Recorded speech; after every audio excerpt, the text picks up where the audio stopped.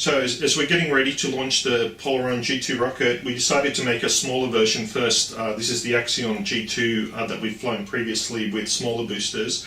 What we're using for this test are the lower half of the Polaron G2 boosters, and we're also testing the new retaining mechanism for the boosters. We haven't tested this one yet at full pressure, and we also wanted to test the synchronization of the launcher itself.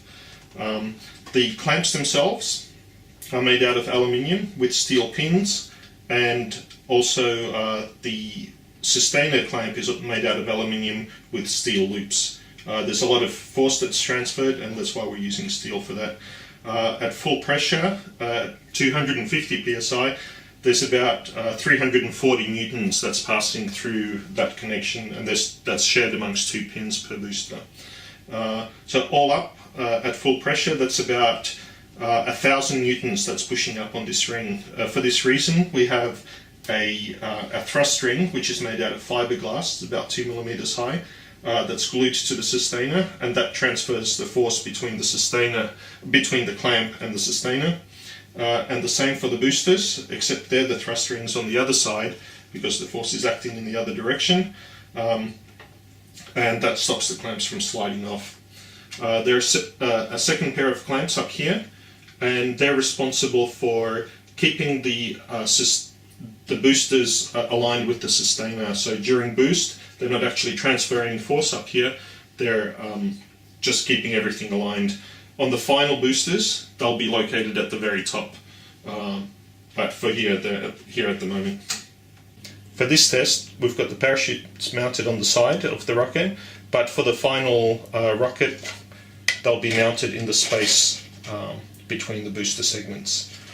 And the parachute is simply held in with a kind of like a door hinge mechanism. So as the booster releases and the sustainer pulls the wire out, parachute falls out.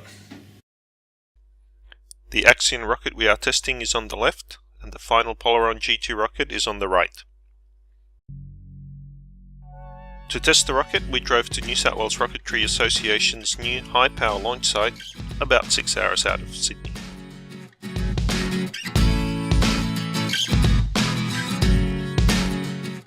For the first test, we used 2.1 litres of water in each booster and 2.3 litres with foam in the sustainer. As we got up to around 140 psi, the main nozzle started leaking, but we continued until about 180, and we launched just before we lost too much water from the sustainer. 4, 3, 2, 1, go!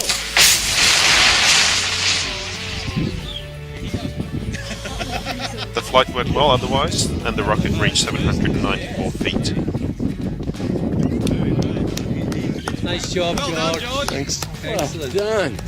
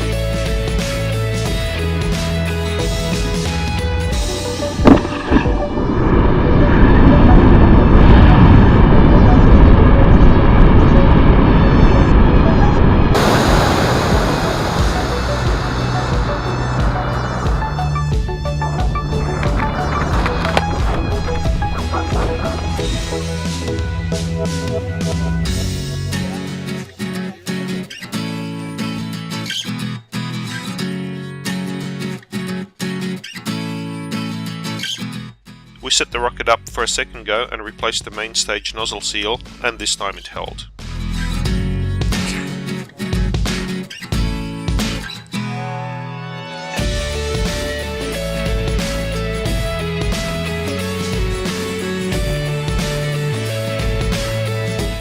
We managed to get all the way up to 200 psi, but what we didn't see from the launch position was that one of the boosters also had developed a leak and lost about half the water before launch.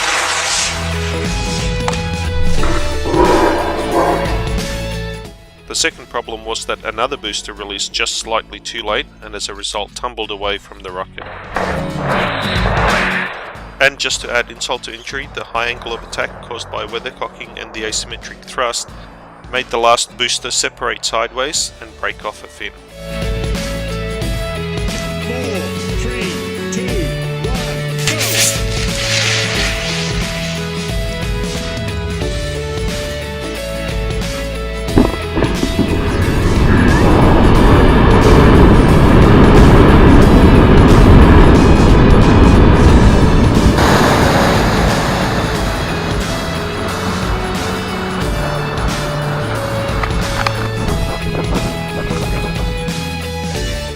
The Sustainer still powered up to 789 feet and landed safely under parachute. We learned some important lessons from this flight and will make the necessary modifications for the next flight.